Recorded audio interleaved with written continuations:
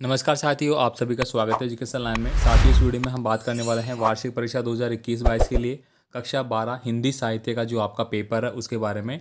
आप यहाँ पे देखिए, टोटल पूर्णांक आपका 80 नंबर का है और टाइमिंग आपको यहाँ पे बताया गया है 2 घंटे 45 मिनट आपका समय रहेगा। तो यहाँ पे सबसे पहले अगर बात की जाए, सेक्शन ए आपको दिया गया है। साथियों, आपको पूरा पेपर अच्छे से ध्यान से पढ़ना है। सारा इंपॉर्टेंट पेपर है और यहाँ से आपके एग्जाम में भी क्वेश्चन जरूर बनेंगे। अगर आपको पता लग जाए कि 4-5 पेपर पढ़ने से अपना पेपर अच्छा हो सकता है तो आप ज़रूर पढ़िए, ज़रूर पढ़िए। यहाँ पे देखिए, भाग ए में आपको दिया गया है, निम्नलिखित अपठित गद्यांश को ध्यान से पढ़कर वस्तुनिष्ठ प्रश्नों के उत्तर आपको देना है। तो तुलसी हमारे जातीय जन जागरण के लिए सर्वश्रेष्ठ कवि है। तो जो तुलसी जी थे उनके बारे में यहाँ पे वर्णन किया गया है। चलिए इनका अपन यहाँ पे क्वेश्चन देख लेते हैं। उपयुक्त अपठित गद्यांश का उचित शीर्षक क्या है? तो शीर्षक क्या है यहाँ पे?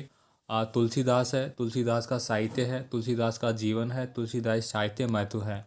तो देखिए यहाँ पर क्या बताया गया है। उनकी कविता की आधारशिला जनता की एकता है। मिथिला से लेकर अवध और 400 साल तुलसी की सरस वाणी नगरों और गांवों में गूंजती है। यानी कि तुलसी जी का जो साहित्य कृति है वो यहाँ पे बताया गया है, साहित्य का जीवन के बारे में। ठीक है, तो ऑप्शन नंबर 4 वाला आपका सही हो जाएगा। इसके बाद देखिए, हमारे जातीय जागरण के सर्वश्रेष्ठ कवि किसे माना है? तो फर्स्ट लाइन में लिखा हुआ ये बात तो कविदास, सॉरी कहाँ गया, तुलसीदास को माना गया है। Option number C. इसके बाद देखिए, तुलसीदास की रचनाओं की आधारशिला क्या है? तो अभी अभी अपन ने यहाँ पे पढ़ा, कवि उनकी आधारशिला जनता की एकता है। ठीक है, तो यहाँ पे आपको क्या करना है, एकता। ठीक है, ऑप्शन नंबर डी। तो इस तरह से दोस्तों, जो भी गद्यांश आपको पूछा जा रहा है आप उसको पढ़े और उन प्रश्नों के आंसर आपको उसमें ईजिली मिल जाएंगे। तो आप इनको देख ले। इसके बाद देखिए, यहाँ पे ये पूरा हो जाएगा। इसके बाद देखिए, निम्नलिखित अपठित काव्यांश आपको दिया गया है, इसको आपको ध्यान से पढ़ना है और वस्तुनिष्ठ प्रश्नों के उत्तर देने हैं। आप यहाँ पे देखिए, बर रही कोकिला इधर तान, मारू बाचे पर उधर मान, हे रंग और रण का विधान, मिलने आए आदि अंत। ठीक है, तो इस तरह से एक आपको यहाँ पे अपठित काव्यांश दिया गया है, इसको पढ़ना है। और दूसरा एक और दिया गया है आपको, हो रस विलास, इसी का पूरा है।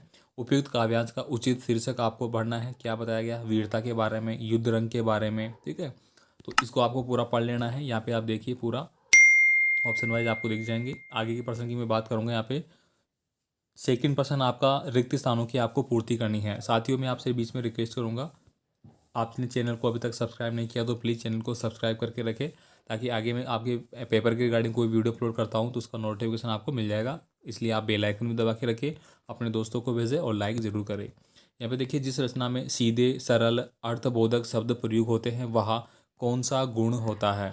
ठीक है, गुण के बारे में यहाँ पे बात की गई है, तो आपको गुण बताना है। आगे देखिए, जहाँ गवार और असभ्य देशज शब्दों का प्रयोग होता है वहाँ कौन सा दोष होता है? पहले तीसरे चरणों तथा दूसरे चौथे चरणों में मात्राओं की संख्या बराबर होती है। इसके बाद देखिए, वह छंद क्या कहलाता है?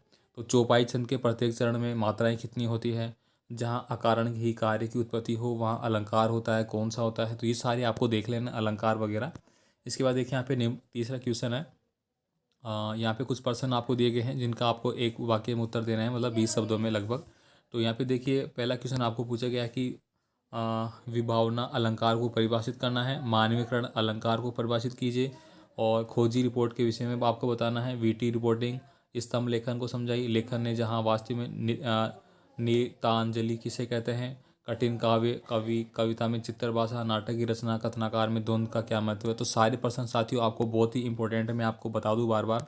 ठीक है, और मैं आपको वही पेपर बता रहा हूँ जो आपके सिलेबस के अकॉर्डिंग है, एक भी पर्सन आपका यहाँ से बाहर नहीं है। इसके बाद देखिए, सेकंड यहाँ पे बी है, और देखिए आपको ये क्या पूछा गया है। यहाँ पे भी कुछ प्रश्न आपको पूछे गए हैं, इनको आप देखेंगे। जैसे पत्रकारिता लेखन और साहित्य लेखन में क्या अंतर है, और पिक्चर किसे कहते हैं, जहाँ किस शैली में लिखा जाता है, जहाँ पहुँच अनजान क्षैतिज को क्या मिलता है? तो ये सारे प्रश्न आपको देख रहे हैं। ये दुष्टर का हो गया, देखिए यहाँ पे केदारनाथ सिंह का हो गया, अपना सिक्का घोटा पर्यावरण का कौन दोष है, फणिवास नाथू रेणी का क्या हो गया, चूल्हा ठंडा किया तो दुश्मनों का कलेजा कैसे ठंडा होता है, सूरदास पाठ के आधार पे आपको बताना है। तो यहाँ पे साथियों आपको प्रत्येक क्वेश्चन बहुत ही अच्छे तरीके से समझाया गया है। ठीक है, सारे प्रश्न आपको यहाँ पे मिल रहे हैं, तो आप इनको पढ़ें। आपका एग्ज़ाम बहुत करीब है साथियों, 24 तारीख से बोर्ड परीक्षाएं हैं वो आपकी स्टार्ट होने वाली है। ठीक है, तो आपको पूरा पेपर एकदम मैं दूंगा आपको, बस आप जुड़े रहिए। और टेलीग्राम पे आप जरूर जुड़े, फेसबुक पे जुड़े, वेबसाइट पे जुड़े, वहाँ पे आपको पीडीएफ फाइल भी मिलेगी। इसके बाद देखिए, आगे का सेक्शन क्या कह रहा है आपका। आह वेदना मिली विदाई पंक्ति के माध्यम से कवि जयशंकर प्रसाद का आप क्या कहना चाहते हैं उसको आपको स्पष्ट करना है। या फिर अथवा में दिया गया है गीत गाने दो मुझे, कविता के माध्यम से कवि निराला ने स्वयं के जीवन को व्यक्त किया है। इसके बाद देखिए पर्यावरण को विनाश से कैसे बचाया जा सकता है, अपने विचार देने हैं यहाँ पे। अंधे भिखारी के लिए दरिद्रता इतनी लज्जा की बात नहीं है जितना धन, सूरदास के संदर्भ में बताना है। तो साथ ही मैं आपको यहाँ पे बता दूँ, जो पेपर में देख रहा हूँ उस हिसाब से जो सूरदास जी का आपका चैप्टर है उसको आपको घोल के पी लेना है। यहाँ से कम आपके 10 नंबर के प्रश्न बनेंगे, क्योंकि देखो छोटे क्वेश्चन बने हैं, रिक्त स्थान के बने हैं, फिर वन वर्ड छोटे वाले बने हैं और फिर बड़े भी बन रहे हैं। तो घोल के पी लेना है, मैं आपको पहले बता देता हूँ, यहाँ से आएगा ही आएगा। इसके बाद देखिए यहाँ पे कौन सा आ गया, पहचान। ये भी काफ़ी इंपॉर्टेंट चैप्टर है आपका, पहचान वाला, ठीक है। इसको आपको अच्छे से पढ़ना है। और पसोवा की प्रसिद्ध का क्या कारण था और लेखक वहाँ क्यों जाना चाहता था, ये आप देखिए यहाँ पे। और गीतांजलि ये भी आ चुका वापस से। इसके बाद देखिए यहाँ पे सप्रसंग व्याख्या के लिए आपको दिए गए हैं।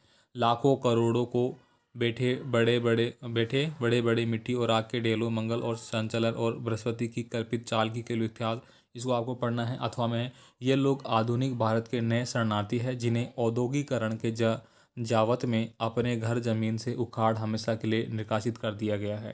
तो इसको आपको देख लेना है अच्छे से, ठीक है। आगे मैं बात करूँगा, यहाँ पे एक और दिया गया आपको, ये आपका सप्रसंग व्याख्या करने के काव्यांश में दोनों आपको यहाँ पे देख सकते हैं, कोई सा भी आप कर सकते हैं।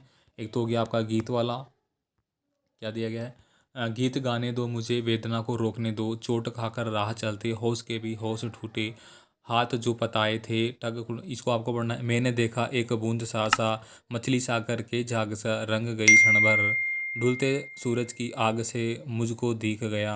ठीक है, इनमें से आप दोनों में से कोई सा कर सकते हैं। लास्ट देखिए यहाँ पे निम्नलिखित विषय में से किसी एक पे आपको निबंध लिखना है। कोरोना वायरस 21वीं सदी की महामारी, काफ़ी इंपॉर्टेंट है। और राजस्थान में पर्वोत्सव हो गया, पर्यावरण प्रदूषण का हो गया, और भ्रष्टाचार का विकराल समस्या हो गई। ठीक है, तो ये पूरा पेपर साथियों मैंने आपको बता दिया, आपको इंपॉर्टेंट वाले, इनको आप स्क्रीनशॉट ले ले, देख लिए, सबको याद करें। ठीक है, और भी पेपर के साथ जल्दी मैं आपको मिलूंगा। और काफ़ी मैंने PDF फाइल मैंने अपलोड कर दी है हिंदी इंग्लिश वगैरह की ऑलरेडी, टेलीग्राम पे आप वहाँ से ले सकते हैं। ठीक है, लिंक आपको डिस्क्रिप्शन बॉक्स में मिल जाएगा। धन्यवाद साथियों।